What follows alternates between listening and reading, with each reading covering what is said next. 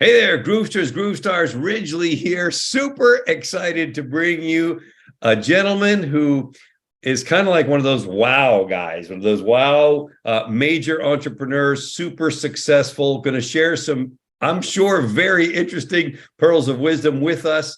Founder of BuildGrowScale.com, an amazing company that's out there kicking butt, taking names, and a member of my mastermind, which I'm so delighted that I get to spend some time with on a regular basis.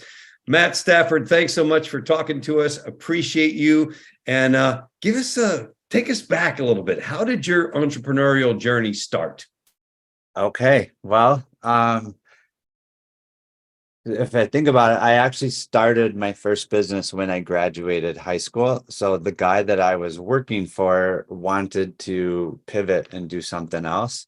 And so he made an arrangement with me where I could buy it from him over the first year with payments. And so that was back in 1989. To date myself a little bit ago, was 34 years ago. Yeah. Oh, So wow.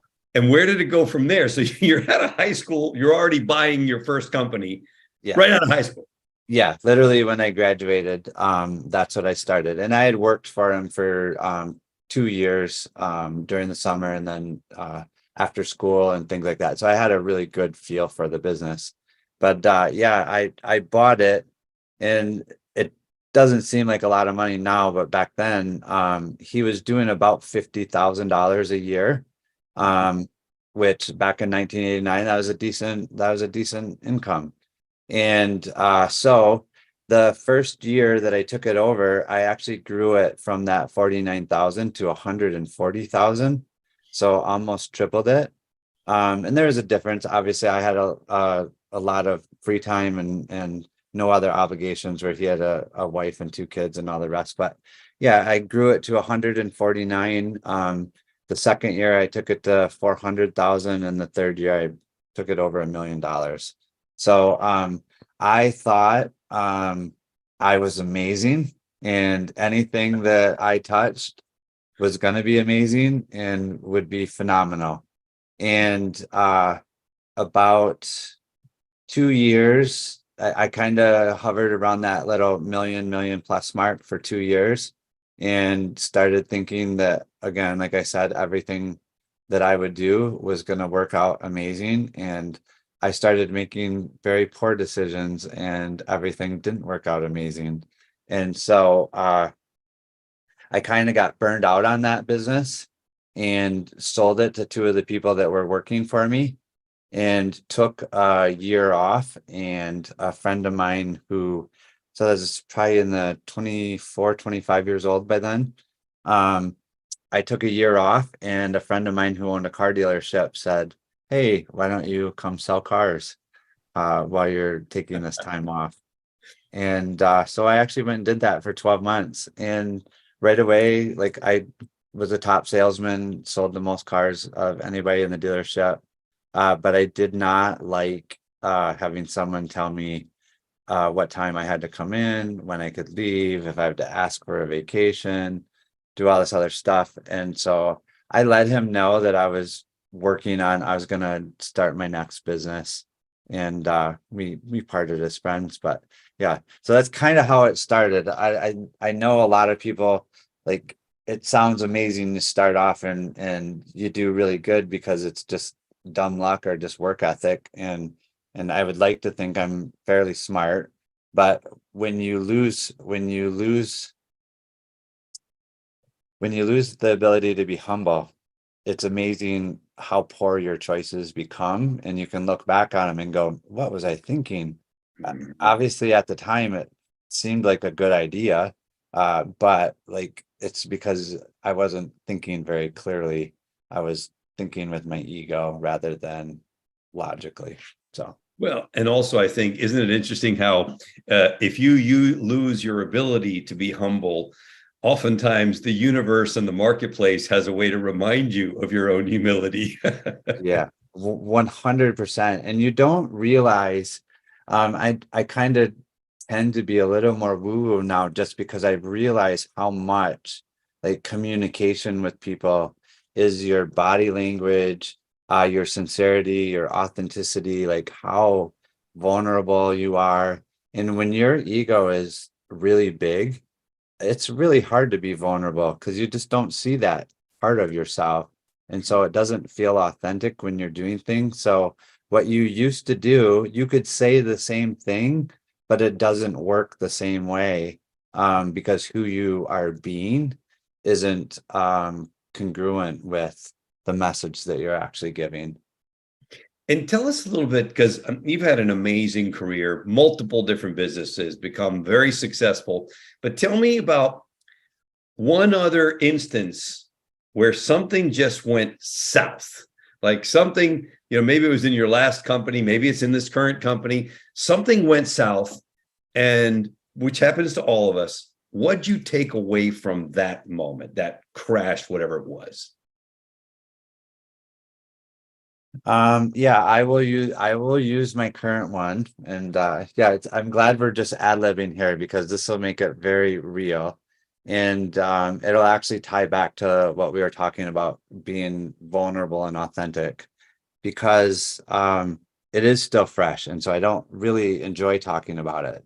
But as we go through, well, I'll tell you what I did. What I discovered, I've done that multiple times.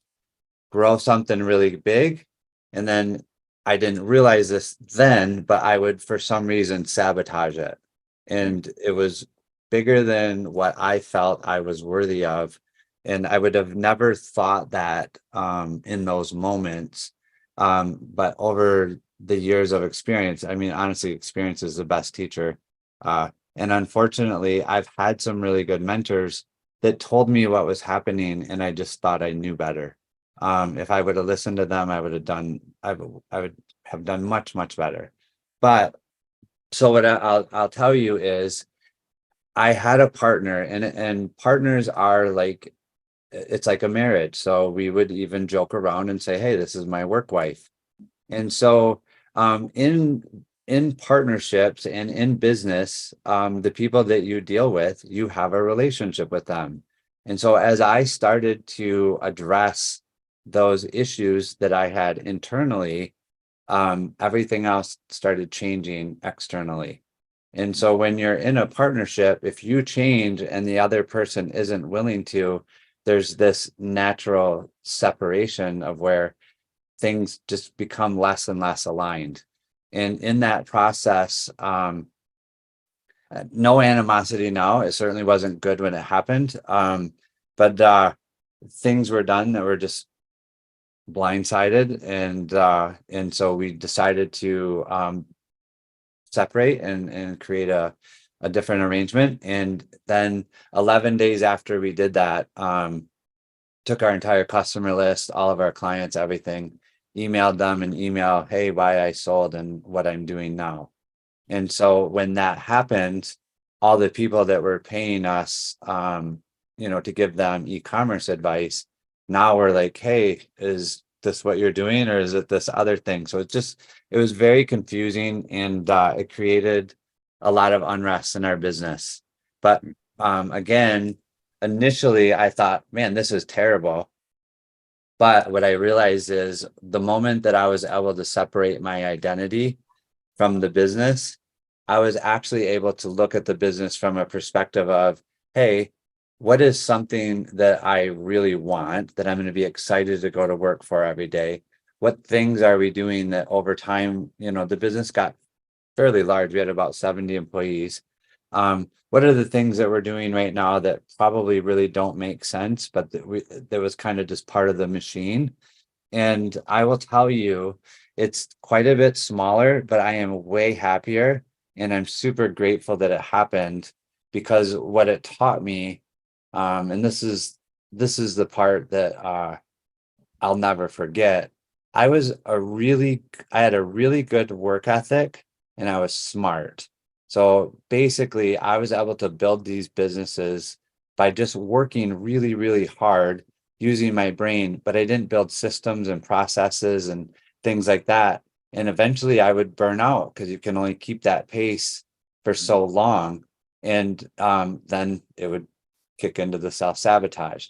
Now, what I will tell you is I've lost my train of thought. You're saying you were growing them like crazy, bigger and bigger, bigger, but you were working really, really hard and you were using more of your brain power than actually creating something that was scalable based on systems. That's where you were. Yeah. Yep. And so 100%, what I'll tell you is when you find something that you're really good at and you build a system around it, that makes it remains fun because it doesn't require near as much to keep the wheel going. Now you look at things that are very congruent instead of thinking, oh, I can do everything. This is working so good. I'll be part of that business and be part of that business and blah, blah, blah. Instead, we're like, no, we're really, really good at websites. So when an opportunity comes along, does it have to do with our genius or not? And if it doesn't, it's a great idea, but it's just not a great idea for us because we don't want to lose focus right here. And the system that we're built out, we don't want to add something to it that won't make the system go better. And so I will say I've learned how to be a much better business person by saying, no, this is what I'm really good at, and this is where I'm staying, instead of, oh yeah, anything I touch will be good. And talk to us a little bit more about that, because I think that we hear things like your zone of genius, make sure you're aligned, stay in your lane so that you can succeed. How important do you think that is for a young budding entrepreneur, somebody who's coming up to the system, who's like a little bit like, no, I can do this and I can do this and I can do this and I can do this. How important is it to spend some time honing in on what you do well and what you're passionate enough to keep doing well for long enough to succeed? What do you think about that?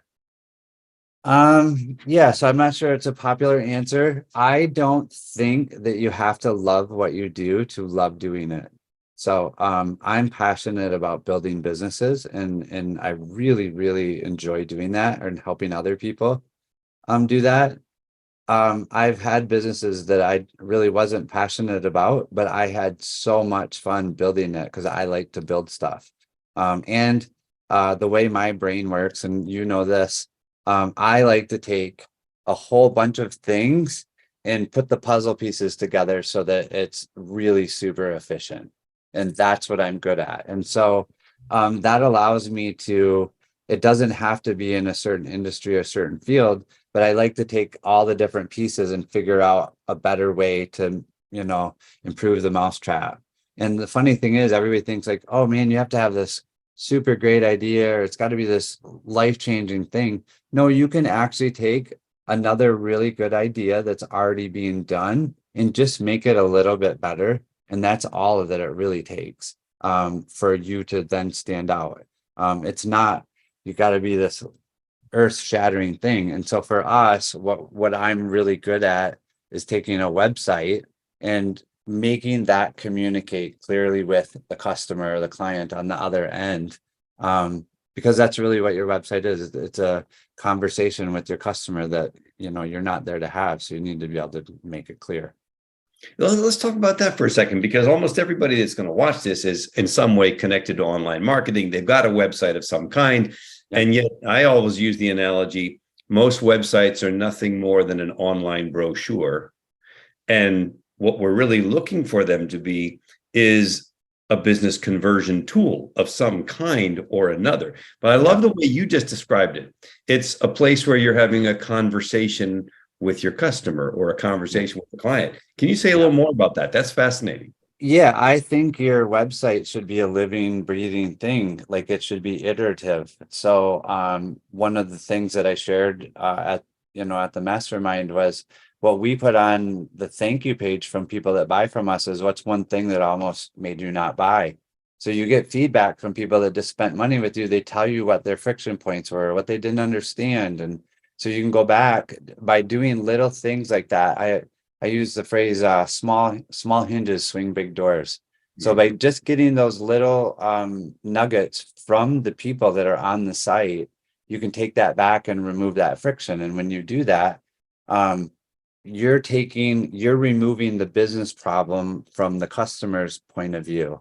Now you're looking at your website from not how do I sell them something, but when the customer comes to my site, what makes it easy to navigate, what makes it a good experience, so they'll come back, et cetera, et cetera. And the moment that you make that little paradigm shift, you'll actually sell way more. Mhm. Because now all of a sudden, instead of it being about you and how cool you are, it's all about them. Yeah, and in all reality, it goes back to, like we were talking about in a conversation, when you know if someone's authentic or if they actually are vulnerable or caring about you, your website is 100% a reflection of who you are. If you're like this hard driver and man, we got to sell, sell, sell, I can tell that the moment I look at the website. And the customer can feel that too, even if it's not readily obvious, like they can feel it, like the way that everything's set up and done. And so I think the more that you genuinely try to serve and to understand what their actual need is, you'll sell them way more, especially if you have a good product. Mhm. So if you were to say, the question I love to ask, and that is, what is the number one or two top qualities or characteristics needed to succeed today as an entrepreneur? What would those be? Um, I would say flat out number one is daily discipline. So so many of us have learned to make our decisions based off of how we feel. Like I'm gonna work out 5 days a week. And then you get out of bed in the morning and it's 30 degrees out and you go, I'll go tomorrow. And so the decision that you had made and the commitment that you made to yourself, you changed it because you didn't feel like it. And the moment that you start doing that, one, you tell yourself that you're not valuable enough to hold your commitment. And two, you start not doing the daily disciplines that it takes to actually run a business, because running a business is not easy. If it was easy, everybody would do it. In fact, the other thing that I explain to people, because I've done a lot of work with trauma and I help a bunch of men to deal with that. The more business people that I talk to, so the definition of trauma is a loss of control. And so I ask the business owner, when are you ever in control in business? And they're like, never. Like, you just aren't. Like, you're always fixing things and taking care of stuff. And so the reason why, as a business owner, you can do that and be successful is because somehow or some point in your life, you came up with a coping mechanism to deal with trauma. And it doesn't have to be healthy. It doesn't have to be a healthy one. It's just a coping mechanism. So by learning to have that daily discipline to do what you say you're going to do, you actually build more self-worth, and you do the things that it requires to overcome the hurdles that business and trauma give you. So you're saying it's almost like a self-fulfilling prophecy. It's almost like you're doing the actual tasks or activities required to succeed, as well as building the the mindset muscle, if you will, to be successful. They kind of, the two go together. Yeah, and obviously, if you're building a successful business, eventually that becomes more than you. It becomes a team, and then there's a whole new set of qualities and attributes and skills that you can develop. And you develop those skills by having daily discipline. Like one of my favorite books, and I know we talked about that. We're going to talk about books. My favorite book is called The Slight Edge, and it's not profound. It's not this earth-shattering new technique or thing that's going to change your life. It is literally the small daily consistent actions that you make over time. Eventually, if you don't drink pop and the other guy does, for the first 8 months it looks like there's no change, but as you read it and go through the examples, you'll see eventually their health is getting worse, yours is getting better. And so then the gap starts separating you from the other people. And that's where those small daily disciplines really matter. If I knew that 30 years ago, again, like a bunch of these little things that if when they told me, I went, okay, that makes a lot of sense. I'm going to do that no matter what. It would have made life-changing difference in my results. For sure. Me too, brother. I Yeah. wish I'd have known that too. All right. So while we're on the topic, let's stay with that. Slight Edge, that's Jeff Olson's book. Is that who wrote? Yep. Jeff Wilson. Yep. I love that book also. It's right over there on my shelf. So give Yeah. us a couple more. What other two books would you recommend and why that entrepreneurs, budding entrepreneurs should be paying attention to and educating themselves with? Okay. Going back to those small daily decisions, I didn't say that they're fun. And so the next book that I think works really, really well with Slight Edge is by Mel Robbins, and it's 54321. And what it is, and she goes through the entire psychology behind it and why it works and with the brain. But essentially, when you don't feel like doing something, just immediately go 5, 4, 3, 2, 1 and do it. And it short circuits that. And so I do it for cold showers. I do it for whenever I realize I'm starting to resist something. I have that like mantra in my head now. And so I would say that that book made a huge difference, because if you go more than 5 seconds when you know you need to do something and you don't do it, your brain will have come up with 3 or 4 reasons why you should just do it later, move on to something else. And so I will tell you, that's probably a super good companion. You read those two and apply them even halfway, you're going to be way farther ahead than, what I've done in the last 30 years. Well, it's interesting too, because the two tie together. I listened to you talk about that quality of the power of daily discipline. And Yeah. the daily discipline is up 5, 4, 3, 2, 1, go. Right. Yeah. That's part of it that ties Yeah. directly in with what you think is and what you view as the most successful quality. And I will tell you, I've had a chance to do high level interviews with a number of very successful people, most of them millionaires, but some of them billionaires. Yeah. And the one guy that I spoke to, the most successful guy, company was doing $10 million a day in revenue. What I asked him, what is the number one quality for success in his mind? And he said it's mental discipline. So almost the exact same thing that you're saying, he was saying. He says it's that discipline. How are you controlling your thoughts? What are you doing so that these dictate your actions, which in turn dictate your results? A Jim Rohn kind of a sequence, if you will. Yeah, for sure. The quality of the questions that you ask determines the quality of your focus. So if you ask a poor question, you'll get some poor answers. And then if you make decisions based off of those, your results will be different. And so you can always tell what your beliefs are or what somebody's beliefs are by the results that they have, because that's what they believe they're worth. That's what they believe, you can tell the kind of the quality of stuff that they're doing. And so I 100% agree with that. And I will tell you another practice that has served me really well. I haven't missed a day now, again, in these daily disciplines. It's been over 4 years, is I journal every day, first thing in the morning. And in the beginning, it was really difficult because I thought I was stupid and all these other things. But I'd read a book, and I think it was Tim Ferriss's, where he had interviewed a whole bunch of these very successful people. And then every one of them had 3 things in common. And journaling was one, meditation was another, and I don't remember what the third one was. But so I'm like, okay, I'm going to start journaling. And my theory was I'm just going to do 1 page every day. So no matter what, I do 1 whole page every day. In the first 30, 40 days, it was crazy how silly and unimportant what I wrote down was. But what I noticed is over that first 30 to 60 days, that all that white noise, that chatter that's constantly going on in my head, it was gone. And I think because when you get it out of your head and onto paper, it's no longer you. It's out. You realize it's something that you were thinking. It's not who you really are.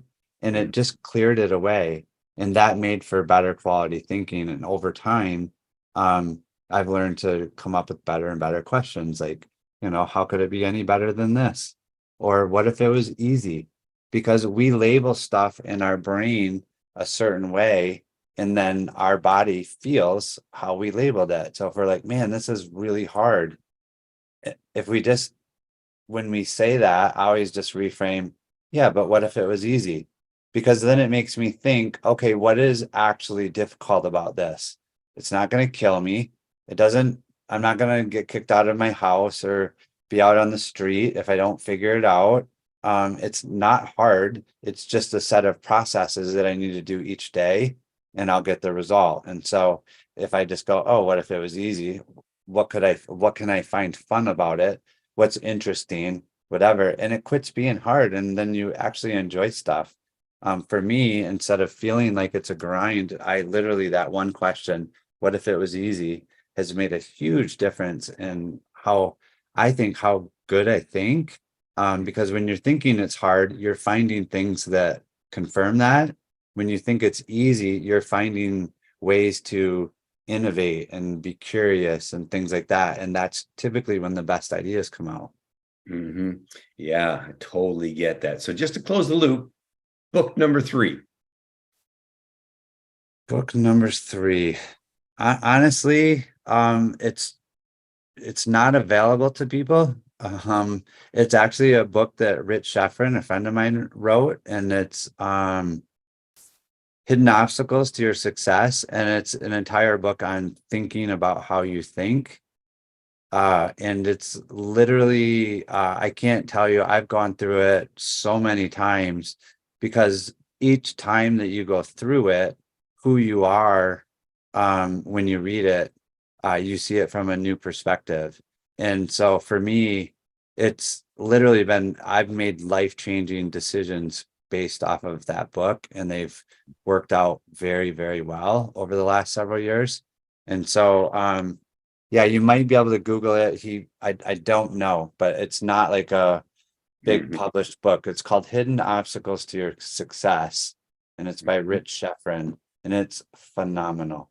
Yeah, Rich is a pretty smart dude. I like hanging Yeah, the way he thinks. Yeah, he thinks about how he thinks all the time. And so that's a perpetual improvement loop when you do that. So let me ask you this question. I'm fascinated. I'm always kind of fascinated with different topics that I've got going. And so I throw them out to really sharp people to see what their thoughts are on this one. And my current one that I'm kind of vibing on is life state. In other words, your life condition or your life state, your vibration, however you want to call that thing, how important that is to 2 areas. Number 1, your success. But number 2, your joy, your happiness that you go out into the world with. How does that grab you, the importance of your life state, life condition, vibration, however you want to call it? I think it matters. Like, I think that's probably the most important thing that you have, because how you feel and the state that you're in is where you're creating from.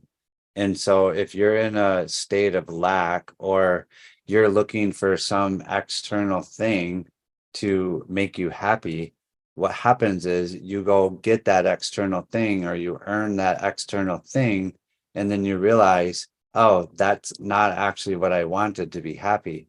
And so I think that when you get to that internal state where you're healed or you're healthy and you're happy, then you create from that place. What you have outside is what makes you stay happy. So yeah, no, I think that that's critical. And that was a super big aha for me, even after all the businesses and all the different things, for me to realize, yes, I was a hustler, really good work ethic and smart, and that allowed me to only go so far. But now, what we've done in the last 6 months, by being super aligned and super congruent with who we are, the results are shattering what we did before. And so I'm super excited. And I think anyone could do that if they could just start there first. Right. And just do that work on yourself. Isn't it interesting how that inner work always shows up on the outside, man? And it almost feels effortless, like the synchronicities and things that happen. Your outer world, if you're unhappy, is a reflection of your inner world. And when it's nice, you know that it's nice inside too. So as we're wrapping this thing up, Matt, tell us, what would you want to tell a young Matt Stafford, with the wisdom and knowledge and experience you have today, what would you want to say to a young Matt of 20 years ago that you could communicate to that young Matt that would help him, or that you would have liked to have known 20 years ago? What would be that communication? Hmm.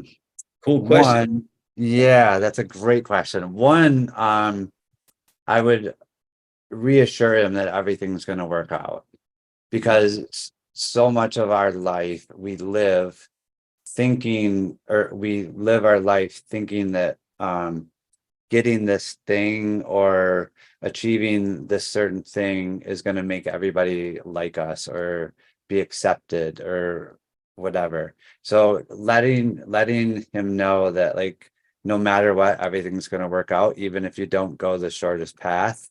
But to make the most important thing the most important thing, don't make it about everything else. Make it about I would say relationships, because your relationship that you have with yourself is a reflection in the relationships that you have with your friends.